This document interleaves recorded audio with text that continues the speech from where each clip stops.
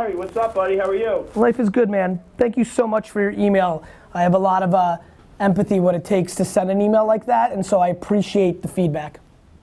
Yeah, I think me and you kind of have a good relationship from, stemming back to Aria through the years, and, Yep. You're an honest guy, and me too, and, Yep. and it is what it is. Yeah, let me give you my take on it, and then why don't you fire away with some questions based on the feedback I'm about to give you, cool? Yeah. So, in that podcast that I gave, contextually, the way I framed it, I don't know, obviously there was clips, and I don't know how many people watched the whole podcast or listened to the whole podcast, or what context I could have created that was better, or building on me talking about this at Agent 2021 and other places.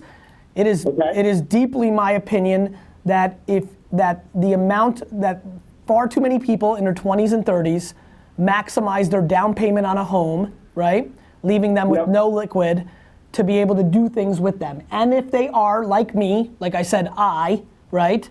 And are entrepreneurial and on the offense, that there are better uses of their dollars than buying a home, because in renting a home or an apartment, they would take that theoretically, that $200,000-300,000 that they're putting down on a down payment, and they're putting it to work, whether in their business, building their brand through their ads, or investing in the stock market, right? So that's my point of view.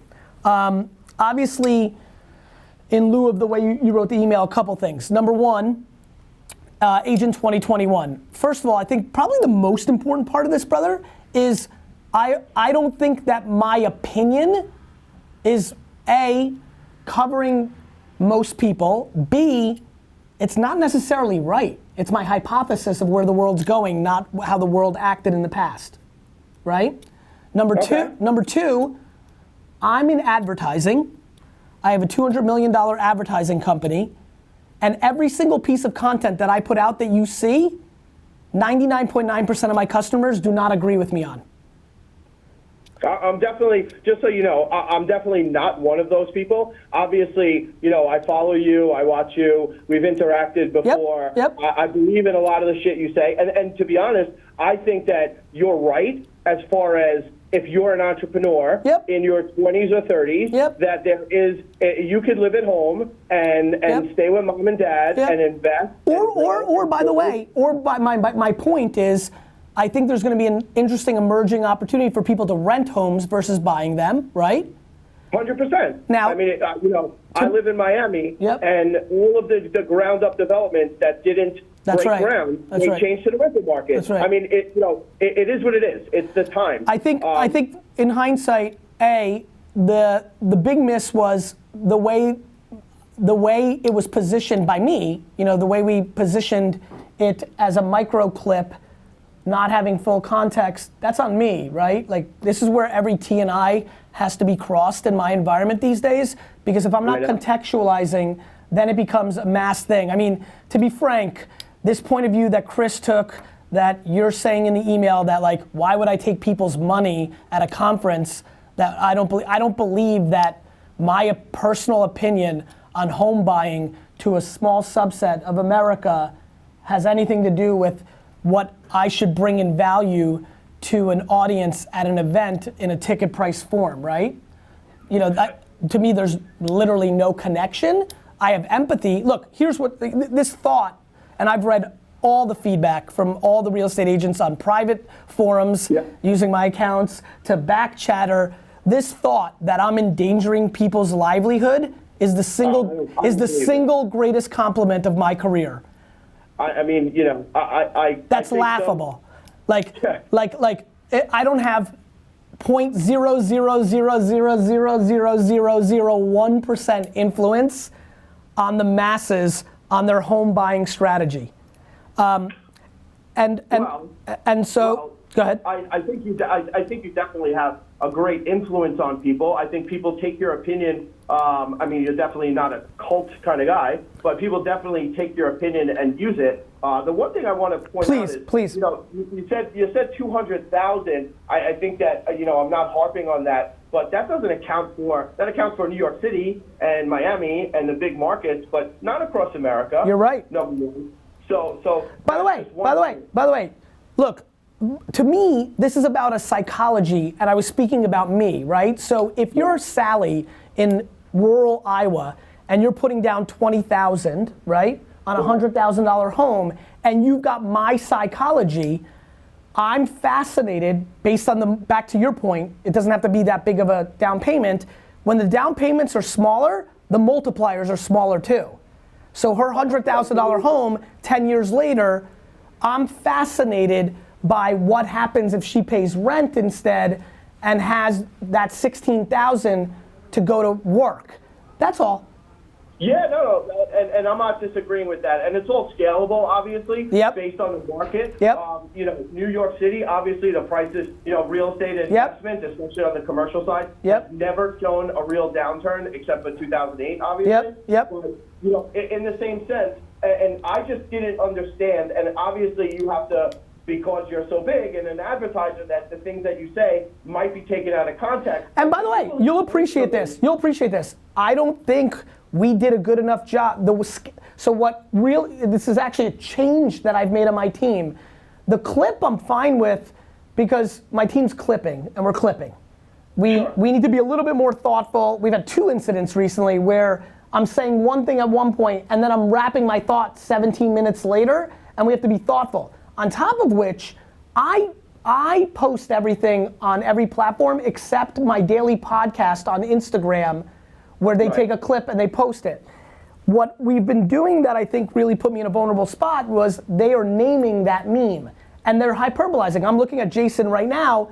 He sent me a clip yesterday where he said, drug dealers are the best entrepreneurs. He has this great clip where I don't believe that, but I believe drug dealers have entrepreneurial tendencies. That is a massive difference. I believe that a lot of entrepreneurial on the offense 20 to 35-year-olds should not put down payments on homes, use that capital to build wealth, and then buy their home at 39, 42, 44, because I have a funny feeling that home will look different and won't take them out of the game of opportunity. But the way we clipped it was, and the way they titled it is, and I don't even remember, but I think it's something to the degree of, do you know it? No one? I don't want to buy a home. Well, that's not bad. Instead of, I'll never buy a home again. Nonetheless, it could have easily said no one should ever buy a home, right? Because the team is copywriting and doing all these things. So let me say this, because this is real life. I'm the reason it was taken out of context. I do not believe that the industry took me out of context, and for that, I have to deal with the ramifications that I'm dealing with right now. I'm not in the business, I don't have 8 minutes for my family or my top executives. I'm on the phone with you right now. I appreciate that. And I don't, real quick, I don't say that to for you to appreciate it. I'm saying that I'm willing to pay the piper when I know that I didn't put myself in the best position.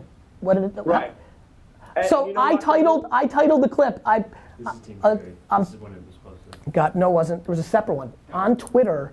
The one that everybody got upset about is not the one that's titled on your team account as I'm pissed I bought a home. The Twitter one has a different title.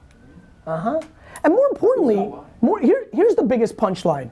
I have no problem with being historically incorrect, that entrepreneurs should not put their money to use and should put down it on a home because the home market explodes over the next 30 years.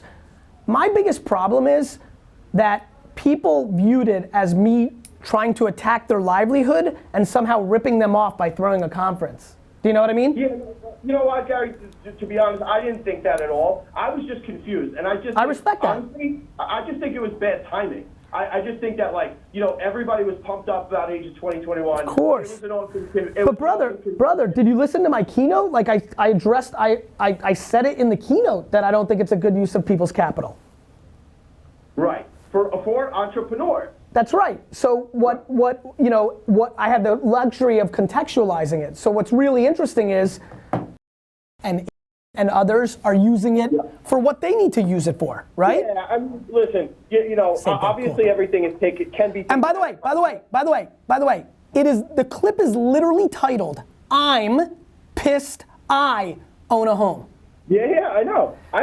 So, but I mean, I think that's important because the manipulation of it for other people's agenda for awareness or whatever they're trying to push is something that has to be taken into account. That being said, if I believe that that's what happened, I would never be on this call with you. I believe that we clipped in a way, and to be honest with you, because I'm gonna go listen to the podcast this weekend, I'm not sure if I did a good enough job clarifying it in the entire 45 minutes the way I'm doing it now in certain circumstances where I'm historically able to put myself in a precarious spot is when I'm hyped on stage or an interview and I make an absolute statement and don't add the little writing in the bottom, and I have to understand that when those moments happen, and boy am I trying to be better at it, that I deserve to deal with the ramifications. And you know, I mean, look, the craziest, I mean, there's so much going on. I mean, we're moving our events business from Vayner to PureWow and 137. Like I've got so many different things going on. Like, do you know what the funniest part is? I pretty much like can't believe that like I have so much empathy for anybody who's upset or disappointed with me that all I want to do is be on as many 11-minute and 16-second calls as I can. I'm not going to be able to get all the way there, but I do really appreciate the tone and the tenor of your email.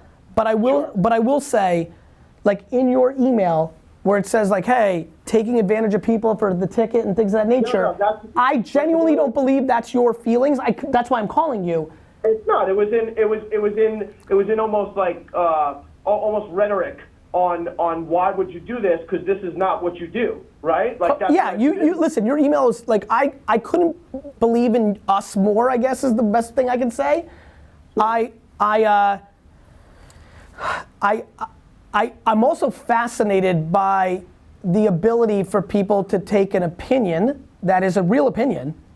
You know, there was people that said I did it for controversy.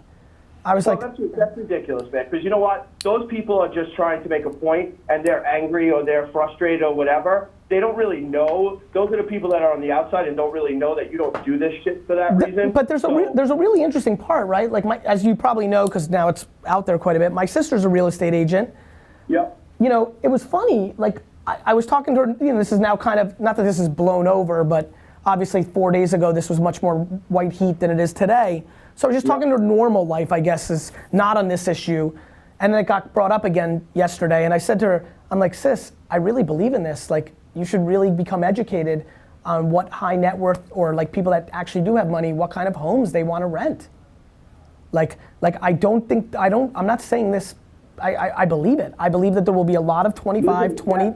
I believe the amount of people who in America normally would buy a home at 28, who instead are gonna buy a first home at 39, that's 4 times the value and size of the home they would have bought at 28, is gonna be far greater. I really genuinely believe that. And I'm not saying that to hurt people's feelings or put their livelihoods in. It's because I believe it as a truth. And I don't view real estate agents viewing me attacking their livelihood. I view it as, if you thoughtfully process it in your head, and if you disagree with me, then you move on. But if you think there's something to it, maybe you add to your business capabilities. Right, and listen, you know, I'm a prime example real quick. So I decided after I sold my last house to rent and invest in a beverage company, and our beverage company is crushing it right now. But that's my personal opinion. My business opinion is that if it's done the right way, homeownership will always be a great investment. Yes, but this is not a debate if it's a great investment.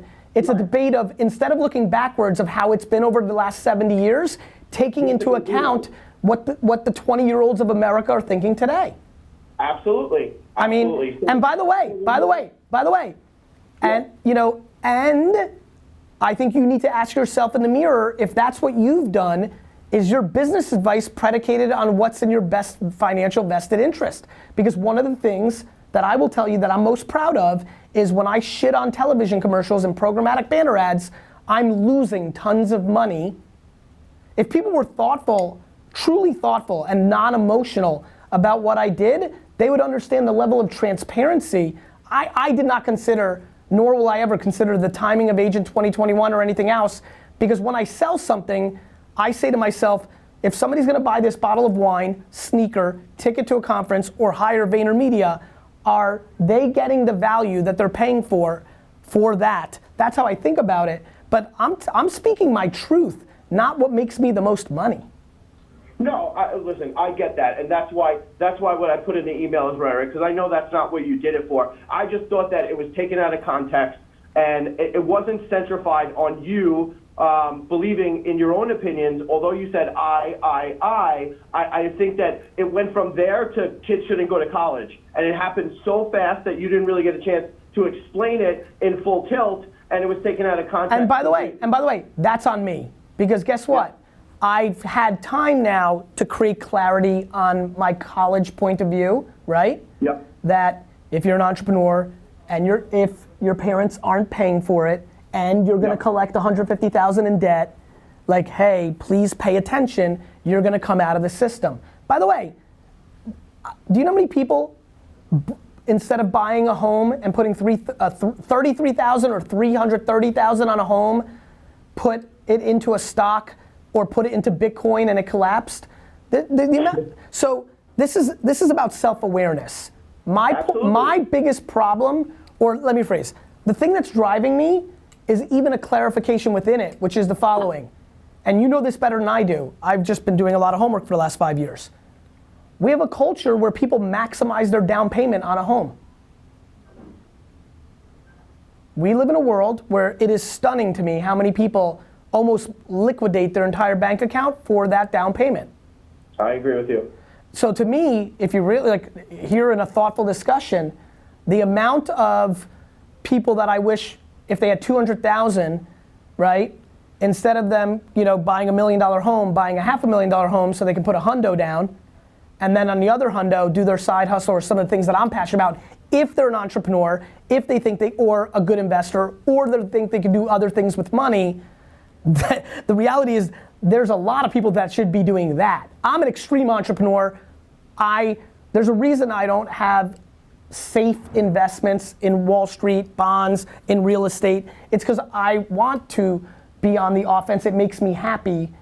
Then there's people in the other way who will do nothing on offense. But the reality is, this. It's funny. My original seed for this is people are putting themselves in such vulnerable spots because they're giving themselves no flexibility because they're maximizing the down payment to buy the biggest possible house they can buy. Which is retarded. And it's happening on an everyday basis. I know, and that's what the collapse is. And so I think the industry needs more conversations that aren't the status quo, which is, I did a poor job and didn't create enough context and clarity, and so I'm gonna deal with the pain of that. But the industry as a whole could use a whole lot more fucking thoughtful conversations. Yeah, well, maybe we'll do it on the deep dive. Maybe. I can't wait to see you, bro. I'm really glad I got to reach out. I appreciate your time. And when you decide to get into the real estate space, just make sure you call me back. You got it, brother. Take care. All right, bye-bye. Later. Let's post it.